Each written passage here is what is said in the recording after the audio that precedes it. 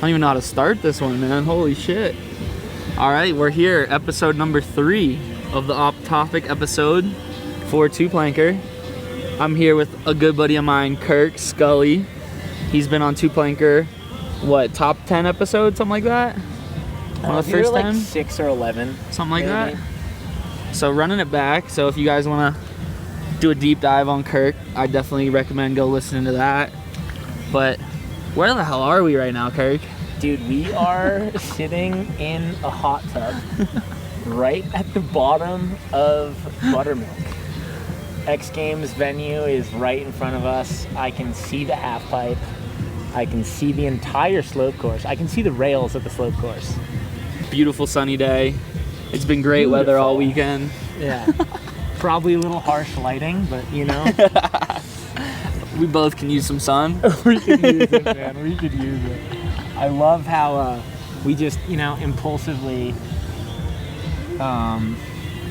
we're looking for a window to do this, and then we were just sitting there and, Yeah, me and Kirk were catching up in the employee catering the other day. Kirk, if you don't know him, is a very interesting man, many passions, a very driven person. So he's always getting himself into new things, and it's always fun to catch up. It's been a couple years since we've seen each other. It has been. So when was the last time we saw each other before this?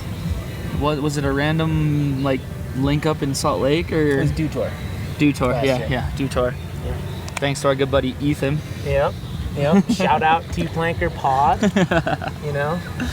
Yep, bringing people together. Just trying to keep the people, give them what they want.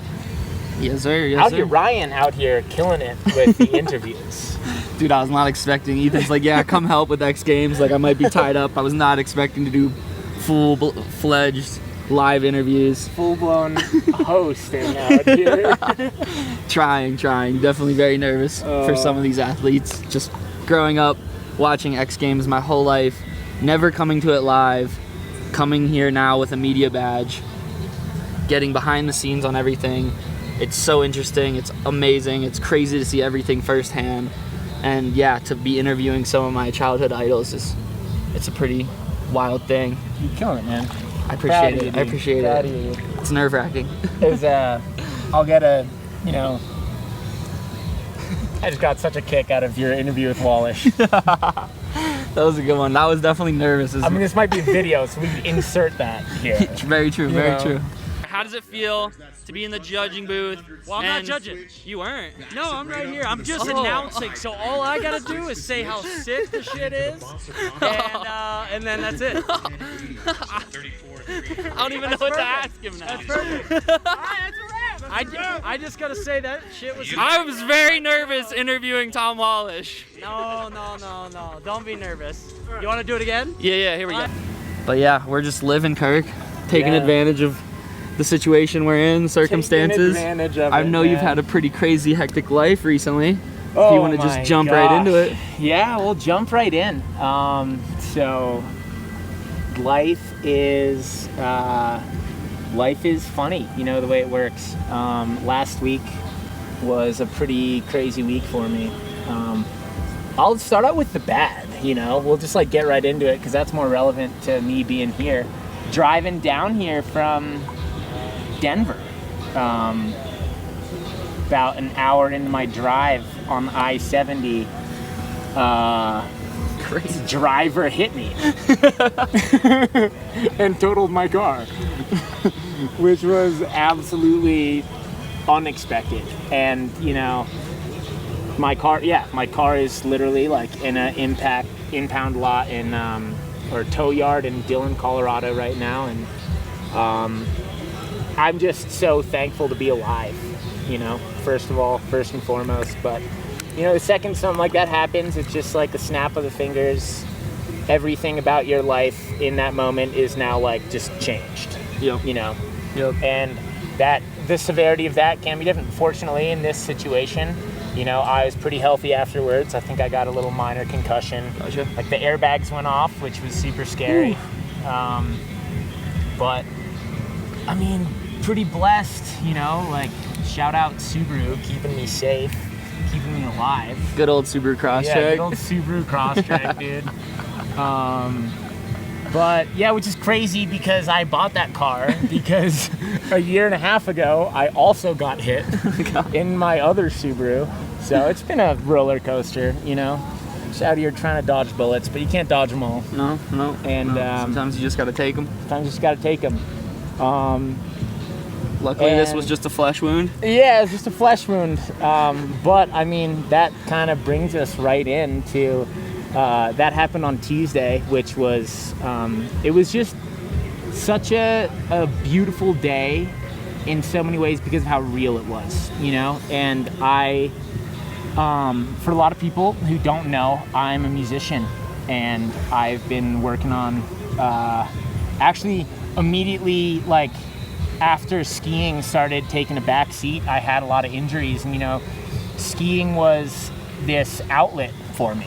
And I mean, you're kind of performing, Yep. you know, and it's expression. It's like an art, and songwriting. I've played music my whole life, but songwriting, you know, when I was in college in like 2016 and 17, started really becoming an incredible,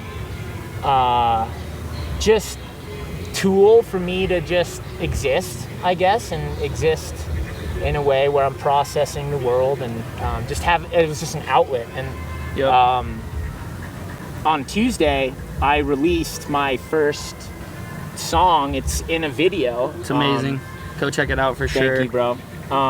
And so that was like a defining moment, you know, over a long period of time that it's just, I mean, the arts, you know, and like being an artist, it's just not something that is easy to make sense on paper all the time. And like, that's not why we do those things. But, No. you know, out here trying to support myself doing video gigs, and it always, you know, there's always an excuse as to why not to do something. And Yep. so that video coming to life, it was a Tiny Desk submission of a song of mine called Come Home. And just the way it fell together, it just felt really, you know, reaffirming and validating that this is something I should focus my time and energy onto. And that day, Tuesday, you know, was so magical and such a defining day in my life and like in my future.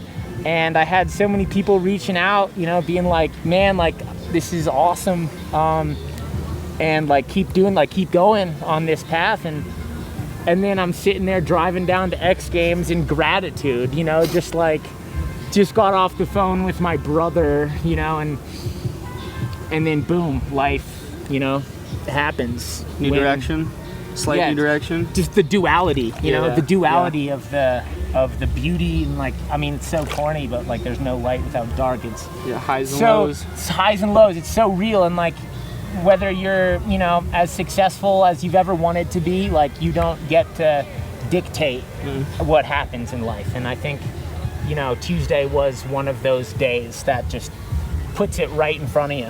And it's like, hey, you're a human, you're fragile, life is fragile. And I mean, especially having a car full of all your stuff. oh, dude. It's like, it's not like, oh, I can just get picked up and, you know, drive a little bit and get to a house and No, be man. stationary. You're on your way to X Games to, you know, be working and making videos. You have all your computer stuff, all your ski stuff. You probably had more than that in your car. Yeah, I mean, I've got some. So I've been on the road for a few weeks, and I'll be on the road for probably another month or two.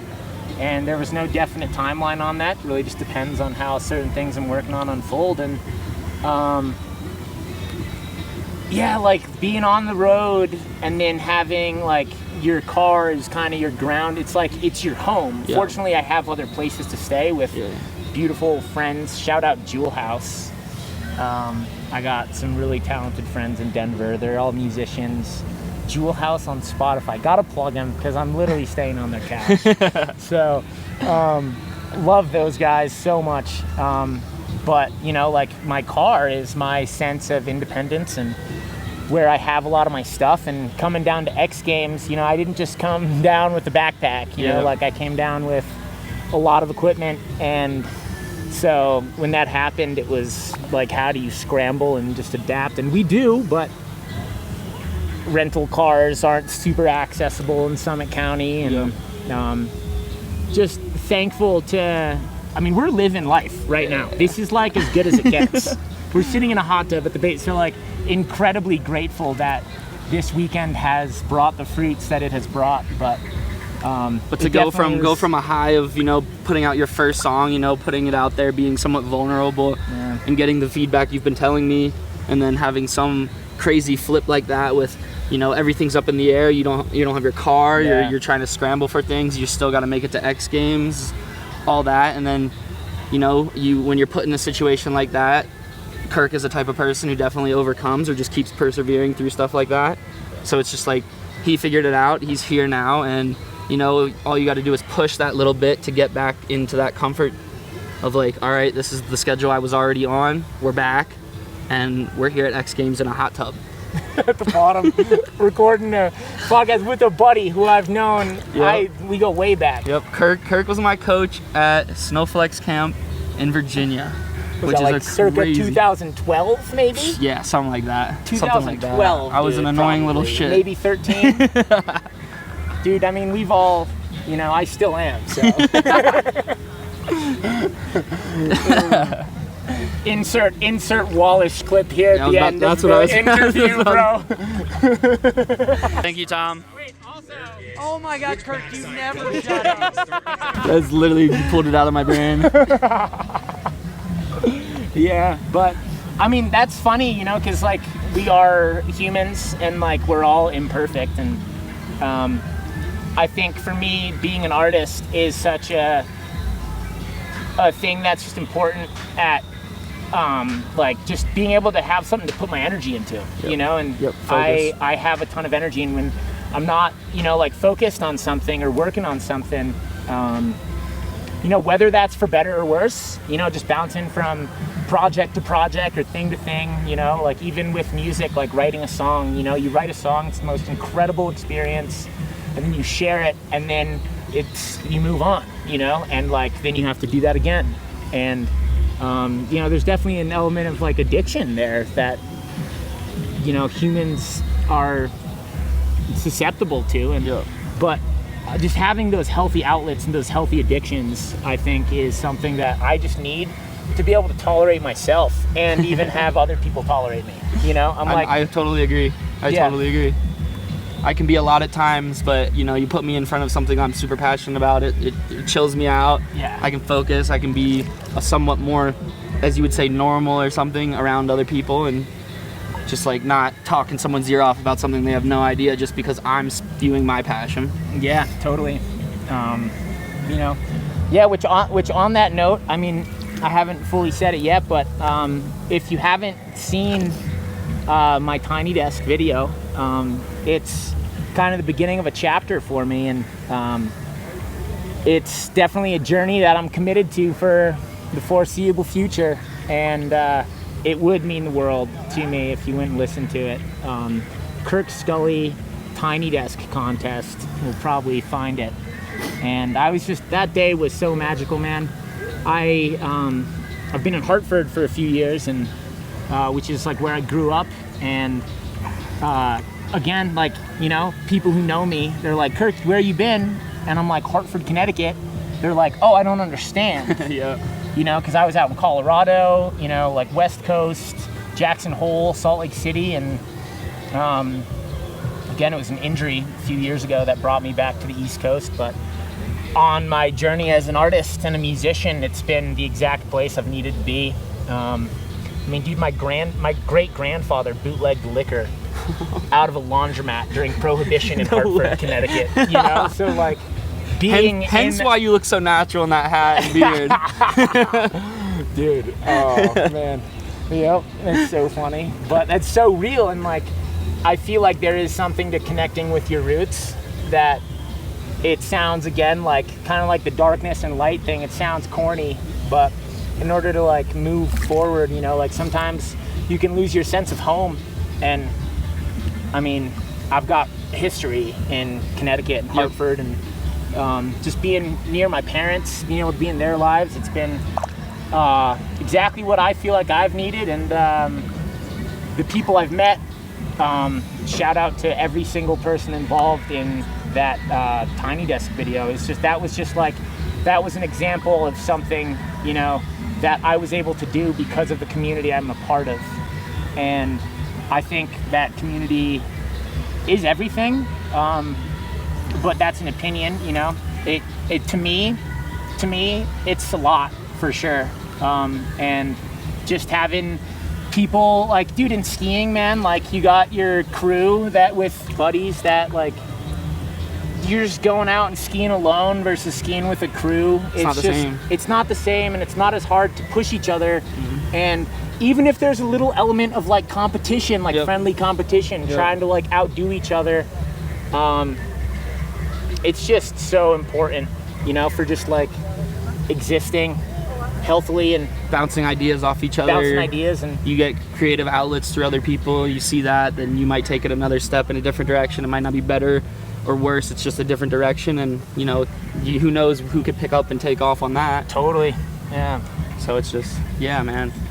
And for just getting to the next level in something, you know, like Maslow's hierarchy of needs, if you want to go into it. You know, like we have needs that we, you know, like need in order to like really achieve like higher level, I guess, just functionality in ourselves. And I feel like community and like love, just like being able to do work on things and like you feel that it's like rooted in love is so important for me.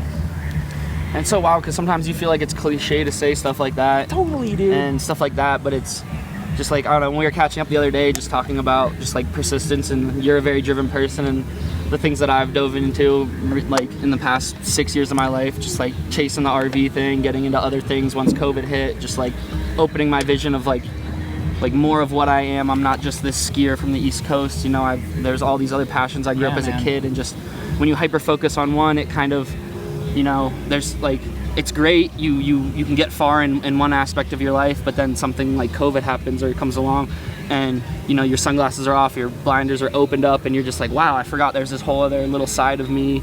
And just like bringing it back to your music stuff, it's like that's not something someone just like wakes up and goes, all right, today I'm gonna, you know, write a song and produce it. And it's just like, I know you as a creative person. It's like that might not have come up in like other times where we've hung out and met, but just like the energy you give off of creativity, it's not a surprise to me in any way.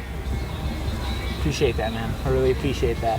We were having some crazy conversations the other day about like that hyper focus, and I just have to take this moment to also say I like see all these moments in Ryan's life where he's out there just like ripping dirt bikes and like living the dream out of an RV, you know, and like I'm so happy for you. And also on the real shit we've talked about, you know, like, because that can be an escape sometimes, you know, and it can be the best thing as long as you're doing it healthily. And you can definitely spiral down some like darker paths. Like there's definitely easy ways to get distracted, and the paths you're taking are just like, you know, be in an uncomfortable position and be like, all right, like I just need to be comfortable. And it's just like, if you just keep diving deep and back into the uncomfortableness, you know, it's the hindsight is 2020, you know. You would never want some of these like hardships to come onto you, but once you're past that and you look back and you're in a spot, you might not even be at the greatest spot or a better spot right afterwards, but it always comes a time down the line where you look back and go, wow, that was definitely a stepping stone. Totally. And dude, I'm so proud of you being here, man, like interviewing the best athletes in this sport that we met through, you know, like it's a journey. Like there's a reason why I, you know, felt like inclined to be here. You know, it's because there's few other things, like this is my Super Bowl, you know, like, totally. Like the way some people feel about football and sports, I've never had that, you know, but like freestyle skiing, you know, and like X Games, and I mean, shout out Slush, dude, even they had a live Slush event at X Games. Like all those things are, you know, so important to just passion and like understanding us on our journey, and the people that we know that are all here, like, you know, the athletes and everyone's just like, we're all on this journey, and we've all had in some weird way like a similar journey just because of the thing we've given a shit about. Some unexpected, very heavy times, and it's just like once you have been through something like that, and you know, I mean, obviously some of these athletes are top athletes in the world and stuff like that, but you know, they've been through hard stuffs, and even the people behind the scenes that, you know, they might have the documentaries or the video crew behind them like sharing it, but you know, now with social media and stuff, you can kind of see even an ordinary person's life. And when you link up at a venue like this where the energy is just so high, oh my God, like you can't help but share that passion, and it's really an energy you can feel, because it's just like I've been in something similar. It could be a completely different circumstance, but there's always a way to relate it back to someone else's struggle. Oh yeah, man. Getting all emotional, man. Like, oh. I know. I always have great talks with you, man. It's always, dude.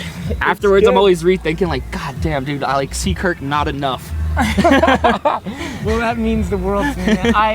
I mean, I will say on that note, like, you know, skiing was my entire world, and I had a few injuries, and I definitely talked about this in the last podcast I did with Ethan.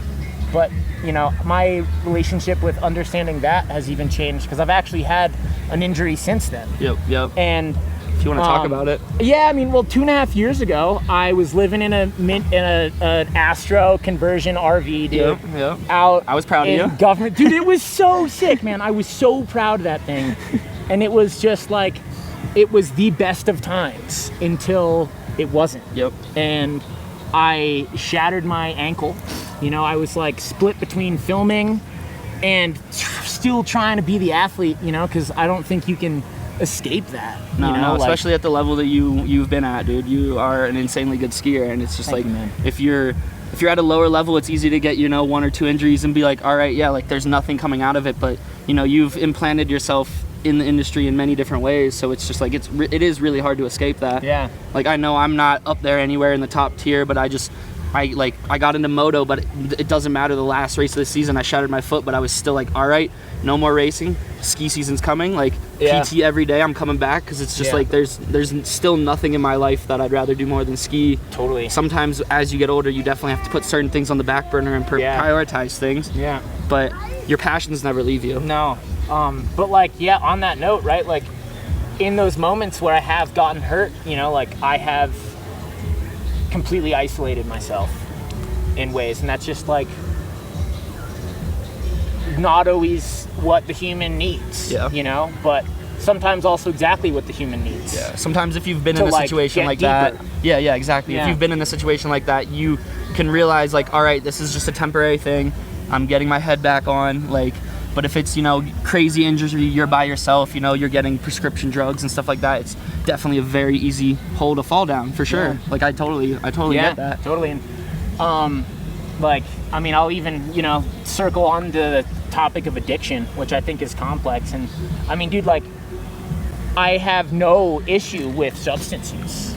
You know, like, do your drugs, do whatever you want to do. And you know, for me, I did at certain points in my life smoke a lot of weed and use a lot of nicotine. And I, you know, like, I'm not preaching like against those things. I'm just preaching towards self-awareness, you know? Like, if you're going to use substances that change your mind, then like, be able to check in with yourself. And when I broke my ankle on Mount Hood, like, it was like, oh man, maybe I have been in a little bit of a like dream almost. Like, just not reality. Dude, like government camp, living out of an RV sometimes, like just waking up, cooking up food around a campfire, coffee with a French press, go up and ski for 8 hours in a t-shirt, dude. Like, that's not real life. And like, especially, and so I think, I guess, you know, pat myself on the back for being able to look at that and actually like look at myself and be like, you know what, like maybe you weren't actually as okay as you thought you were. Take a step back. And I mean, my journey since then has been crazy, dude. Like, I do a lot of filming for rowing, which is fun, and it's honestly super cool. Like, I love connecting with humans, and I understand the like intense athlete mindset, and so I'm able to connect with these rowers, you know, at such a high, like, Olympic level. But yeah, man, like, I'm an artist in my core, and that itch I've always felt like I needed to scratch. And dude, even when I was in skiing when I was younger, you know, and like in high school and graduated high school and was pursuing it professionally, in my head, I was like, I'm gonna be a pro skier, and then I'm gonna transition into acting and music, you know? And like, it's so easy to have those grandiose ideas, but then how do you actually get there? And then like, skiing didn't work out the way I wanted it to, and went to college, and then,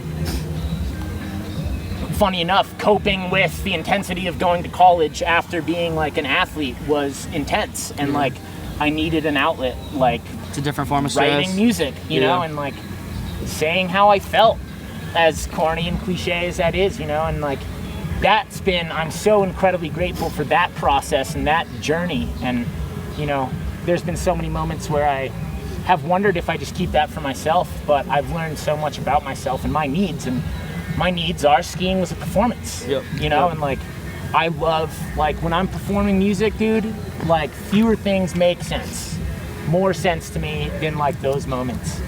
And that can also become a high that you're chasing, but another form of addiction in a way. but it's like an all natural high, you know, that like I feel like is super healthy. Yeah, no, totally. And that's what life is, dude. I got in a car crash driving down to X Games. It's highs and lows, bro. You know, like, be able to put up with the lows and sit and be present in the highs. And it's like when you purposely put yourself into something that's like uncomfortable, like obviously a car crash is unexpected and more stressful than a lot of other things, but the more you put yourself into littler things, when something big does come up, you are more prepared to be able to take that step back and look at everything and be like, all right, there's a direction change I could take here. Like, it's just like, it's repetition of something you don't want, but it's always, like I said, looking back at it, you know, it builds you up, and when harder and harder things come along, they don't seem as hard.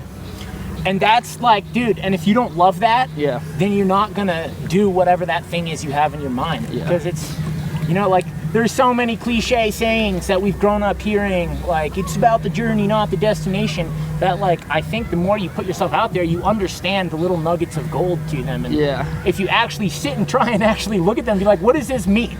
Like, actually, like, like I, you know, released that video, and now it's been out, and like, that was a day. That was exciting for a day. That happened to end in a car crash, you know? So it was like a quick change of schedule, you know, like. But the gratitude is still coming through. The gratitude is still coming through, but you know, like, I want to go write more music, you know, right now. Like, I just did go through a, you know, whatever level, you know, to rank adversities, but I went through an adversity, you know, like, and my life has been completely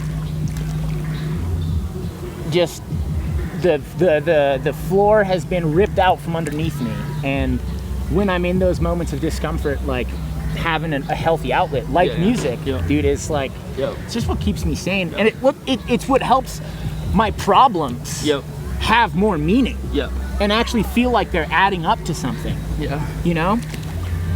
No, totally. I can somewhat relate it to my injury. Just like, you know, I dived into skiing for the longest time, I think 12 or 13 years now, just like, you know, moving into an RV, like trying to figure out the most affordable way to do it all. And then COVID hits, big realization of life, and, you know, the ski resorts shut down. Like, that was such a crazy thing of just like, no, you have to like either ask for permission to go skiing, or just, you know, and for this unseeable future, you can't ski. And like, people were getting fined for going skinning and stuff like that. And it's just like, that's when I got into surfing. I went to the Oregon coast. Dude. They even shut that down. But just like, that's when I, you know, got my dirt bike together that's been sitting at home for 10 years. You know, one of my first passions, racing, before I even got into skiing. But just like, you know, COVID opened my eyes to like, maybe I need to, you know, dive back into some other things. You know, if you dive into one thing too crazy, and something as crazy as COVID, or just, you know, a life-changing injury, you know, you find yourself like, wow, I put so much energy into this one thing, and my life was amazing, and it's just like, there's a possibility it's not going to be the same, and you know, you get lost if that's all you are. So if you build these other things up, you know, if something happens, like, you could get an injury, but you could still make music. It's infrastructure. You know? It's infrastructure. Exactly. So I am heating up. This is hot. I don't know how much longer I have, but that segues into a perfect thing, because I mean, you saw Full Circle. Trevor Kennison's documentary. My God, you know, like, dude. I cried watching that. And just to be able to see how someone can go through something that fundamentally like ruins their life from the outside, Yep. you know? Every other perspective would be like, no, like, what am I doing? Like, my life's over. I don't like this. Like, I'm sure there was definitely, like, even he brought it up, thoughts of like not continuing life, and you know, it takes a strong will to keep going and keep pursuing that. Totally. And like, I heard this quote once in therapy. Shout out my therapist. Therapy's tight. Try it. It's also expensive. Insert BetterHelp ad. Today's sponsor. Dude, we should hit up BetterHelp, man. It's perfect. Kidding. For this episode. But yeah, so right, like, I heard this exercise in therapy where it's like, how can you take the worst thing that ever happened to you and make it the best thing that ever happened to you?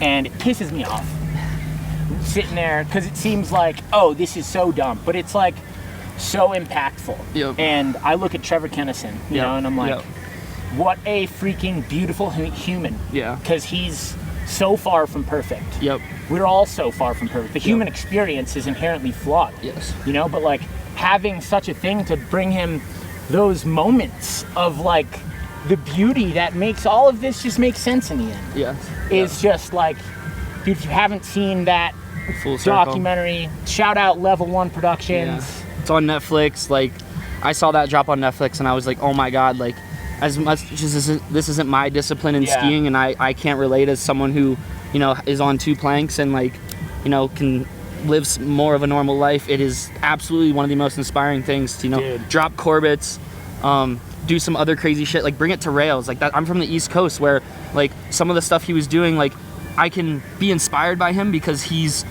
has to push more to do something like in the powder and stuff than like even and that's something I don't fully relate to, not having pow days on the East Coast. But you know, when the segment came up where he started hitting rails, I was like, are you kidding me?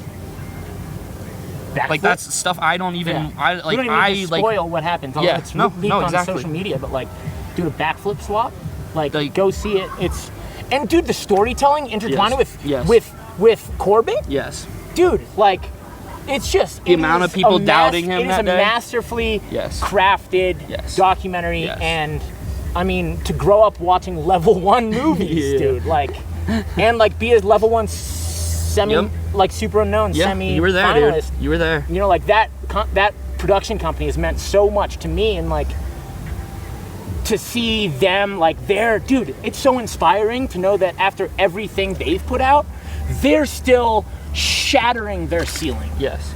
You know, like that made it to Netflix, dude.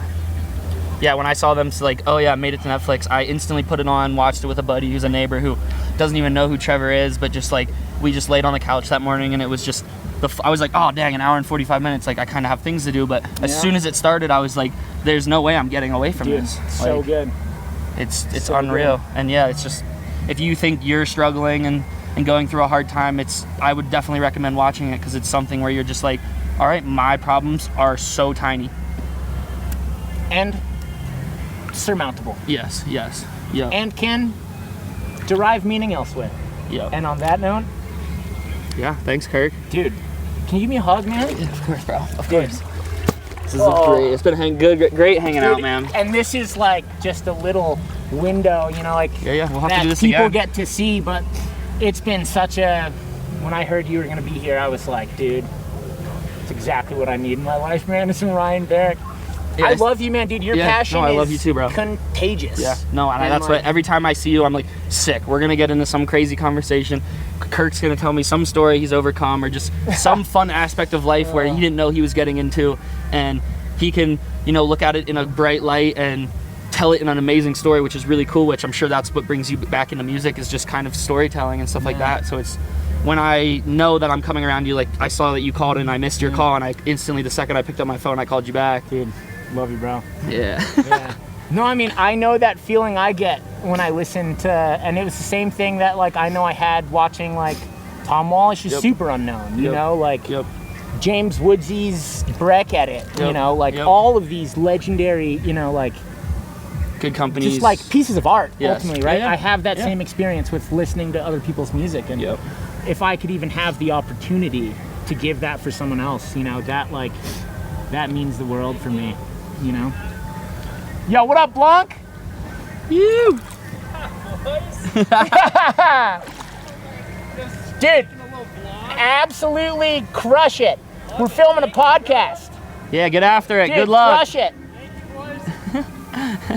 All right, Awesome, man. what a guy. That's a wrap. Yep. You guys this will come out way after Pipe happens, but we're about to head over to Pipe around 5 o'clock.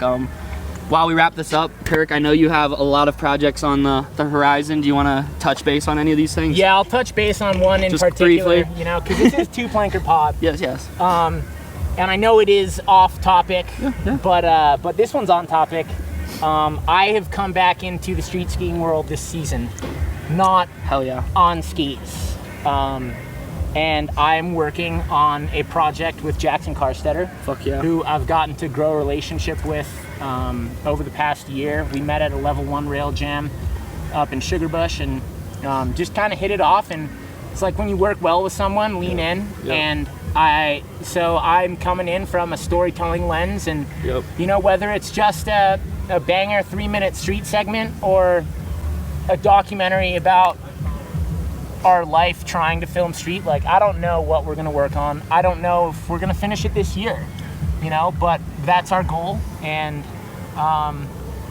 life happens, Yeah. you know, I mean, We both know it which does. is also hilarious because that's what street skiing is. Yes. It's like, how many problems can you solve? Yep.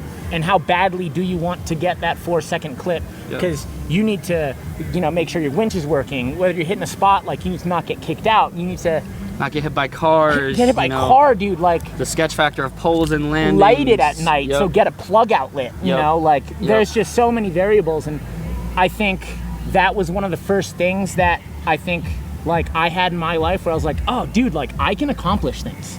You know, like, I filmed a street segment of my own. Yep. You know, like, pretty grassroots, just with my friends, and I was super proud of it when I was in high school, and like, just to be able to be back in that space and just like wake up in the morning and like work hard for 15 hours for a Yep. 6-second clip Yep.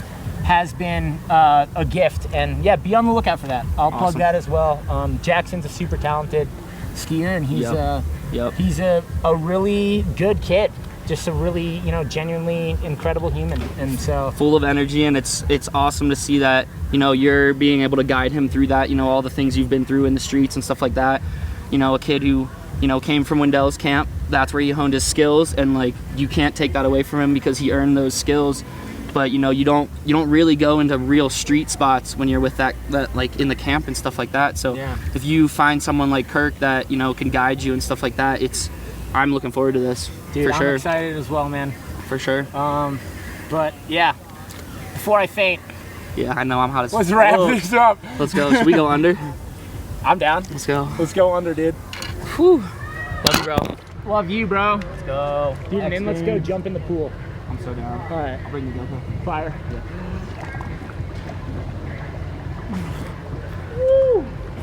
Holy cow.